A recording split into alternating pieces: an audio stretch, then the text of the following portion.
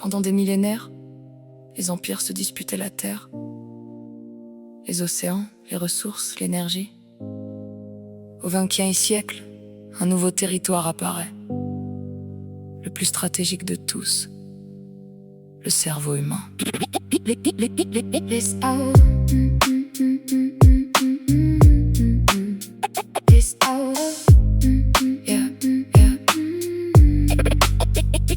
L'histoire militaire change de paradigme. La puissance ne se mesure plus seulement en chars, en missiles, en porte-avions. Elle se mesure en capacité d'influencer la cognition. L'intelligence artificielle analyse les comportements. Le big data cartographie les préférences. Les neurosciences modélisent l'attention. Les sciences cognitives étudient les biais décisionnels. La convergence NB accélère. Nanotechnologie, biotechnologie, informatique, sciences cognitives. 4 révolutions fusionnent dans une même architecture technologique. Le cerveau devient observable, modélisable et potentiellement influençable.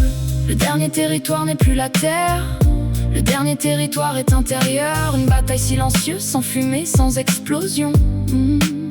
Une guerre pour l'accès à la fabrication du réel, qui contrôle l'attention, contrôle parfois la perception, qui contrôle la perception, influence parfois l'action. Les réseaux neuronaux artificiels traitent des milliards de signaux. Les plateformes numériques optimisent l'engagement comportemental. Les systèmes prédictifs déduisent nos habitudes. Les interfaces cerveau-machine commencent à relier le biologique et le numérique. Nous approchons d'une époque où l'information ne sera plus seulement consultée. Elle pourra être intégrée, filtrée, personnalisée, peut-être un jour injectée directement dans l'expérience cognitive. La guerre future pourrait alors viser non plus les infrastructures physiques, mais les architectures mentales, non plus les territoires, mais les représentations du monde.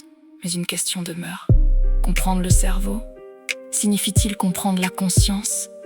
Une corrélation neuronale est-elle une pensée? Une pensée est-elle une personne? Peut-on réduire la liberté à un calcul probabiliste, même si un algorithme prédit un choix? A-t-il expliqué l'intention, même si l'on cartographie le cerveau? A-t-on cartographié le sens? C'est ici qu'apparaît le transhumanisme, souvent caricaturé comme une simple fascination pour les technologies disruptives. Mais son ambition originelle est plus vaste. Il pose une question fondamentale: comment gouverner une puissance technologique capable de modifier l'être humain lui-même?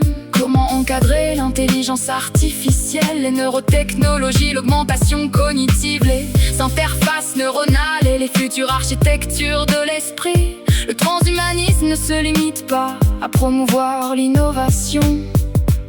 Il invite aussi à des débats démocratiques, à des institutions capables de contrôle, à des mécanismes de transparence, à une gouvernance mondiale de technologie dont la puissance dépasse parfois notre maturité collective. Car le problème n'est pas seulement ce que nous pouvons faire, le problème est de savoir si nous sommes prêts à assumer les conséquences.